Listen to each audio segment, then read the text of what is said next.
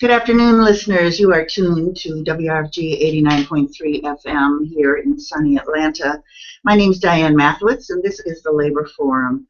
I'm a retired auto worker, and I'll be interviewing two super people who are in the studio with me today. The song that always starts the Labor Forum off is We Do the Work by John Fromer. And so we want to talk about here on the Labor Forum is we want to talk with all the people that do the work that keeps our society running. The opinions that are expressed on this program are not necessarily those of the Board of Directors, staff, or volunteers here at WRFG. Now, I've had programs about bus drivers in the past, and we have celebrated the victory that has occurred when bus drivers have been unionized, organized, and have been able to fight for decent wages. Today's program is about both that victory and then the continuing struggle at Georgia State. In the studio with me is Al McCray, and he is with Teamsters Local 728, and he is a shuttle bus driver at Georgia State. And with him is Brittany Whitaker, and she is a student at Spelman College, but she is with an organization called United Students Against Sweatshops. And the two of them are here to talk about an issue that's really of importance to every worker, whether you belong to a union or not, and that is when a boss just arbitrarily reduces your wages and lays you off and makes life really very difficult for you. So I'm going to start with Al because he is one of the drivers that's been impacted. So a couple of years ago, shuttle bus drivers at Georgia State were able to organize and unionize. Would you mind telling us a little bit about that, and then we'll go into what's the current situation? Well, we did this in '08. We were First Transit, and they had the contract at Georgia State. And what we did was we required that we needed a raise, and so we went to management, and they said no. And so we went back again. They said no. So we approached the Teamsters, and they helped us organize and get started with the process of beginning to get wages and have a better living. All right. So that was in 2008. You started this process, and First Transit was the bus company then. So maybe we should talk a little bit, and we've talked so many times on this program about how it is. It doesn't make a difference whether it's hospitals or schools. Many different organizations contract out essential services.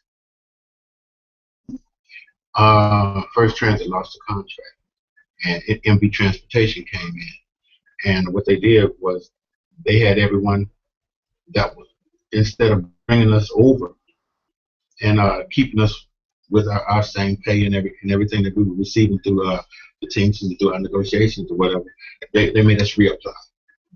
They made us reapply. They told us that we had to reapply for our jobs, and we could keep some of our other benefits, but the pay was not going to be the same that we were receiving prior to. My understanding was they laid off 25 union drivers. They did. And so those people have never gotten their jobs back? No.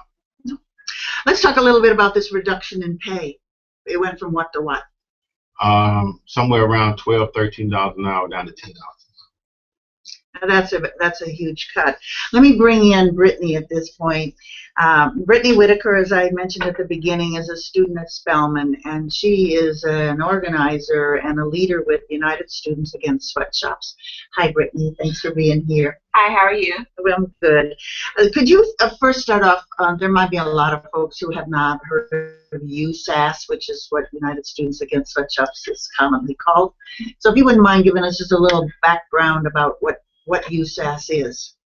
Okay, USAS is a national student-run organization. We have about more than 150 chapters all around the United States. We do solidarity campaigns. We do a couple of campaigns. We do international campaigns, solidarity campaigns like I just mentioned. We do domestic campaigns within our schools, things of that nature. You know, we're not too picky. We try to help spread our help around to everyone that's needed. So basically with what I do, I'm a regional organizer with USAS. So I'm a part of USAS local number 81, and that's with Spelman College, Morehouse College, and Clark Atlanta University. So we're all combined together, and we try to help our workers on campus with different campaigns and help them gain better wages and benefits for their employees. Where right now, I'm trying to formulate another USAS chapter at Georgia State to help out with the bus driver campaign that's going on right now. Yeah, for folks who listened, a couple of weeks ago, we had the cafeteria workers from Clark Atlanta who just won their union with the help of the students there. And so that's super. Maybe I could ask you another question, Brittany, before I get back to Al, and that is, maybe you could talk just a little bit, based on your experience with the support of the cafeteria workers, the importance of students on campuses taking a firm stand for decent wages and living wages and respect on the job for the workers that keep your campuses going. Yeah, students play a huge role. There are tons of students that go there at college, and we all come together and spread the word, and we can really be a powerful force as it relates to helping our workers that help us every day. Our cafeteria workers that serve us every day. We don't have bus drivers on my campus, but if we did, they're the people that we see every day that they're closer to us. As in regards to a president of a school or executive administration, the workers, we get one-on-one attention with that. So we really care about our workers, and we really strive to make sure that they are well taken care of, and they deserve a nice living wage that they can live off of, and they're not struggling. So I think students should be more involved. Let me go back to Al. When you were initially doing the organizing work when it was First Transit, were you getting assistance from students at that time? A little assistance from students, yes. Because I think one of the things, I see those Panther buses running through downtown. It seems like every minute one is going by somewhere.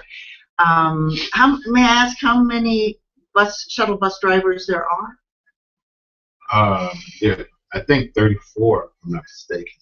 And what hours do you all work? We have two shifts. One is from 6:30 to 3:30, another one is about 3:30, 3:40 till like 11:30 at night.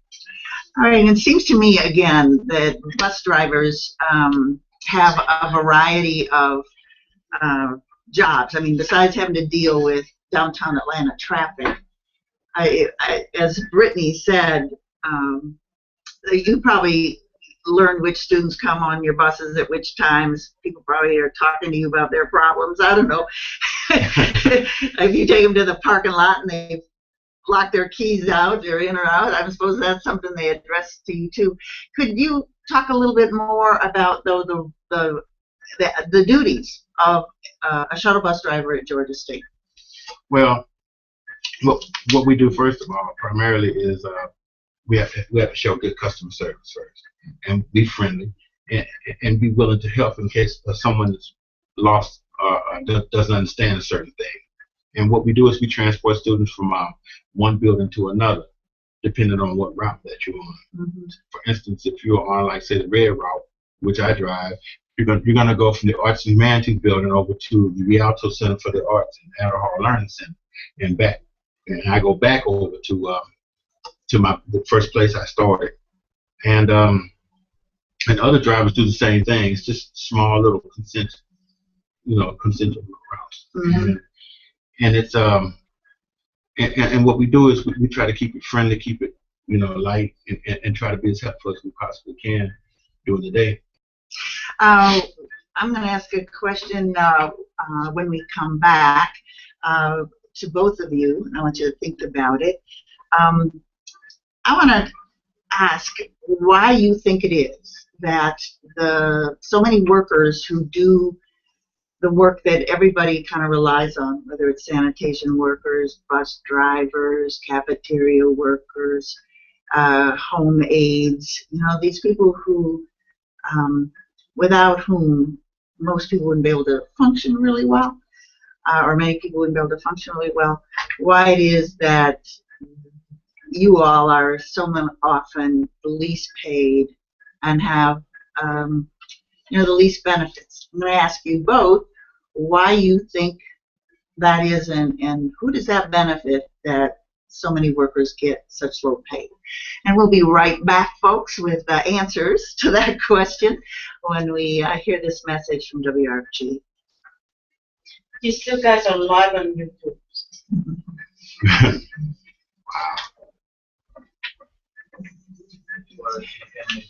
Yeah, we are. Talk to them. Sure, with people watching, talking to them.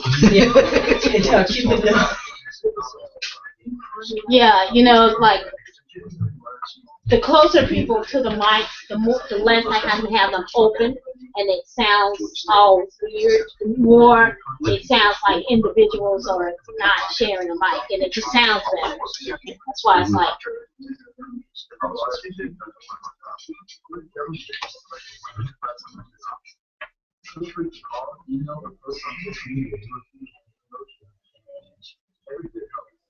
Thank you all so much for supporting the favorite community radio station, WRFG 89.3, your station for the best information to make quality news.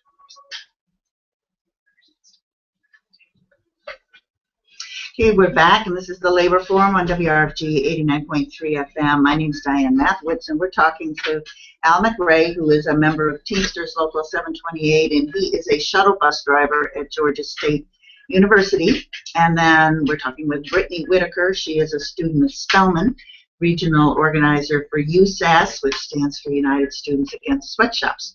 Before we took that little break, and I do want to encourage everyone who listened to it to go ahead and make your contribution to WRFG so that we can keep this kind of programming on the air. I asked them a really sort of big philosophical question, I guess, which is who benefits, or why would there be such a determination by a university funded by taxpayers on this side and universities over there funded privately but with huge tuition to keep the wages of the workers who are absolutely critical to the safety and well-being of the students so low? Why is Georgia State taking a contract, giving a contract to somebody who said that they could do it for cheap, and then when they've got to know that means they're going to cut your wages, where else is it going to come from? And similarly, over at AUC. So we'll start with Al.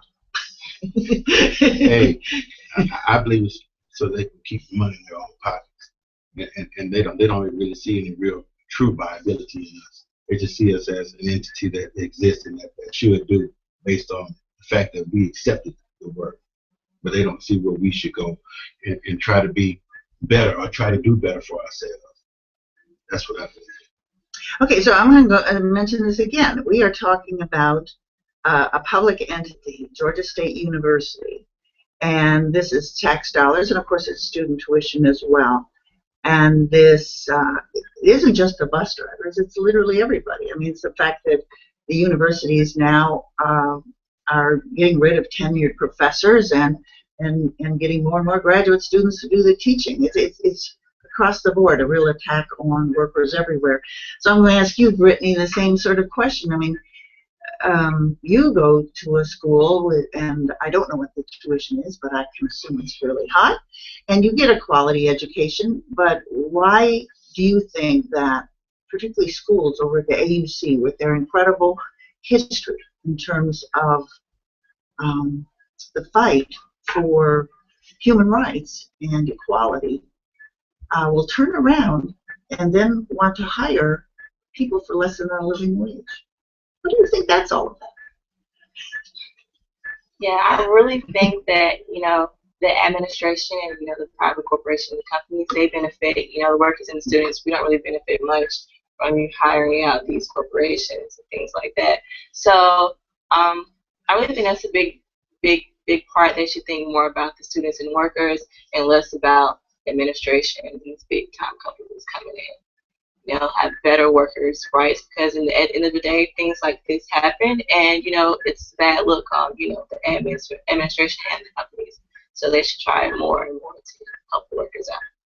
Okay, so I'm going to go back to Al. So this new company came in the spring of last year. My understanding, though, is that when they did this thing, they cut the wages and they laid off these union drivers, that then the Teamsters, you all regrouped, and could you talk about how you gathered up 90% of the drivers with union cards, and then what the current situation is? Because I understand you are in a sort of, they've accepted you, yeah. In the middle of negotiations right now as we speak. What I did was I went around to all the drivers and explained to them that if you want to live better and have better around here, we've got to organize. It's just that simple. They're not going to give us anything. We're going to have to basically, in effect, let them know that we're interested in doing better for ourselves, and that by any means necessary, we're going to have to do this thing.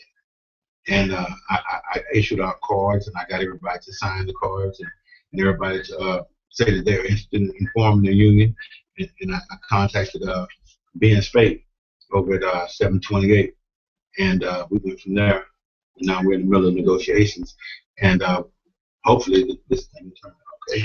Okay, so could you talk about, okay, so they dropped the wages significantly. I mean, that's a big jump, $13 down to $10. What, did they cut anything else? Any other benefits or anything else?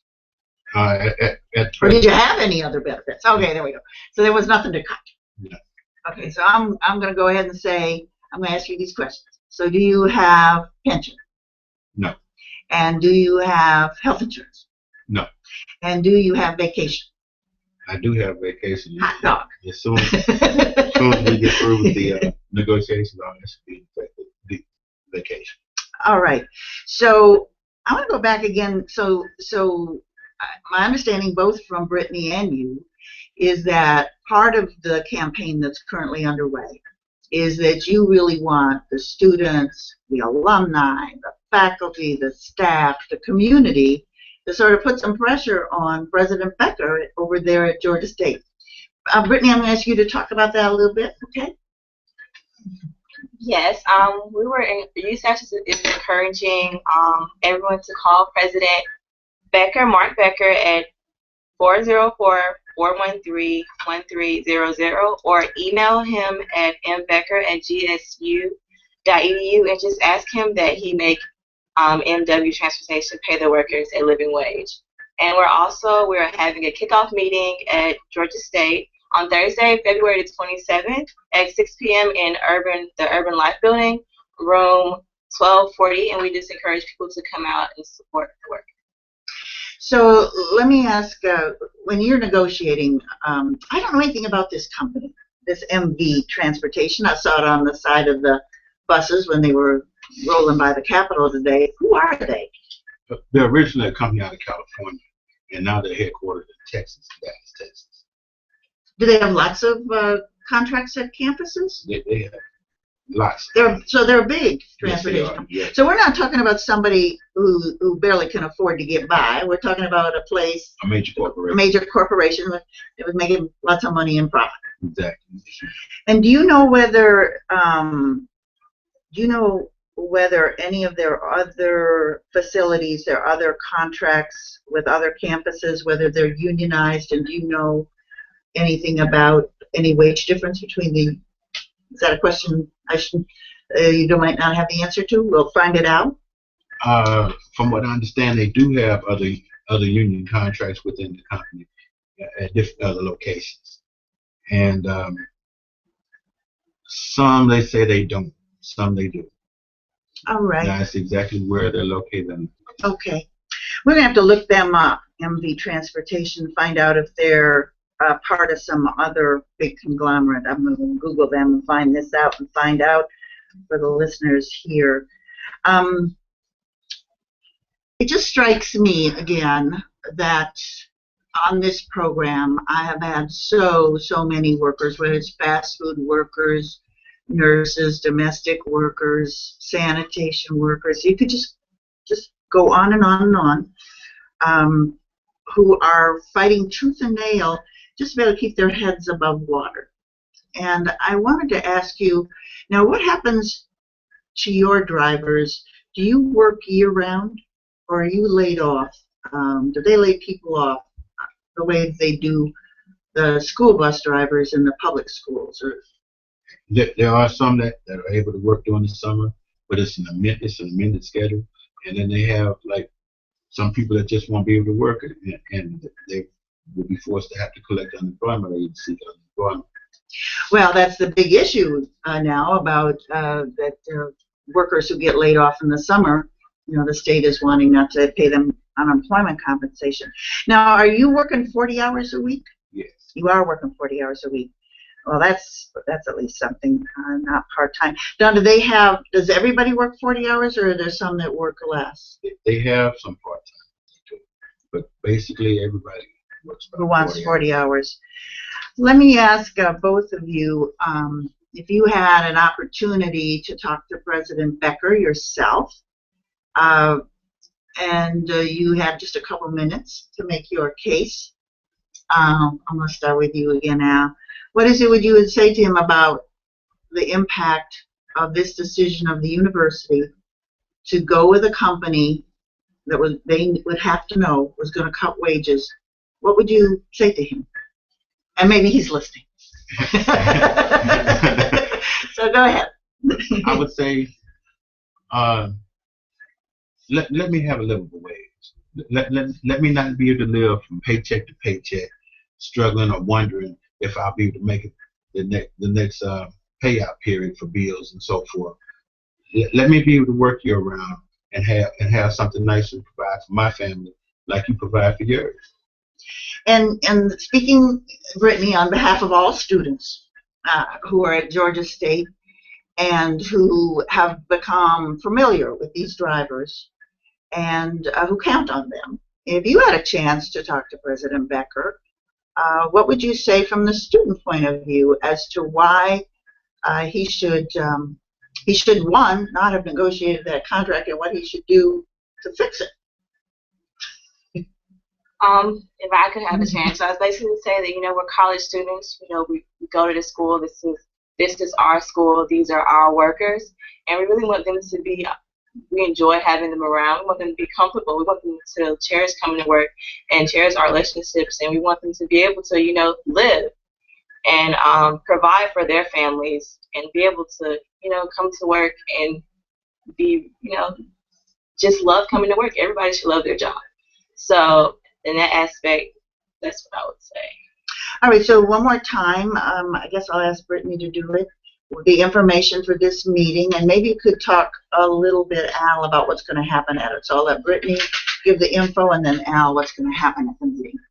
Yeah, so on Thursday, February 26th, we're hosting a kickoff meeting at Georgia State at 6 p.m. in the Urban Life Building, and that's conference room 1240.